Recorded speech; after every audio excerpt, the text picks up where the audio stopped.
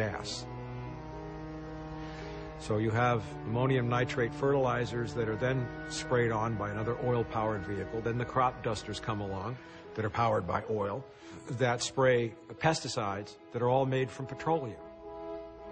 Then when it's time to harvest the food, what do? You drive another oil-powered machine and you harvest it. You use another oil-powered machine to drive it to a place where it's processed. Then you wrap it up in plastic, which is oil, and you put it in another oil-powered machine and you drive it X number of miles to a food distribution warehouse, an oil-powered machine to your supermarket.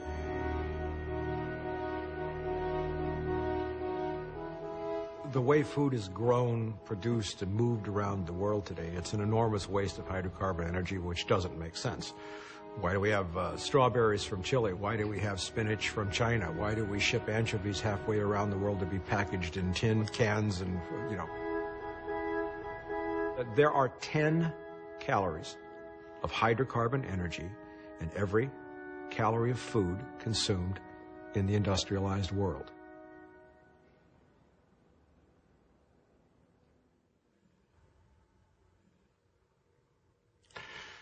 Three times in my life, I tried to walk away from, forget about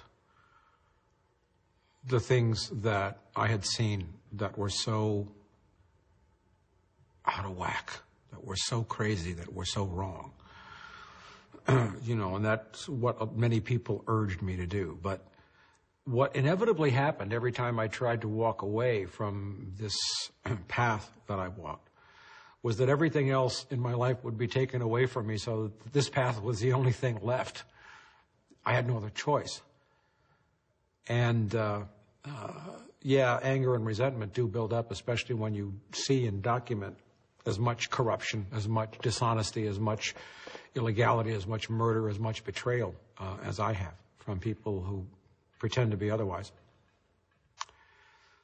And I reached a point, it was about 1993, when I first became involved or learned of the murder of Marine Colonel Jim Sabo at El Toro Marine Air Station.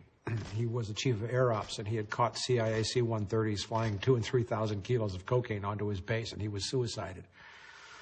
I crossed my own Rubicon at that point. There was no turning back for me. And I knew that wherever this path was going to go, I had to follow it. In the 80s, because I'd had some skill as a writer, I started freelance writing. I got published a few times. I realized that I could be a writer. I wrote about 109 mysterious deaths or suicides in the U.S. military in a very short period of time, and I found that most of those were connected to covert operations in one way or another. The next real evolution came in 1996 after my confrontation with the CIA director Deutsch, John Deutsch, at Locke High School. You know, I remember standing up saying something like, you know, I am a former Los Angeles police narcotics detective. I worked South Central Los Angeles, and I can tell you, Director Deutsch, emphatically and without equivocation, that the agency has dealt drugs in this country for a long time. And the room exploded.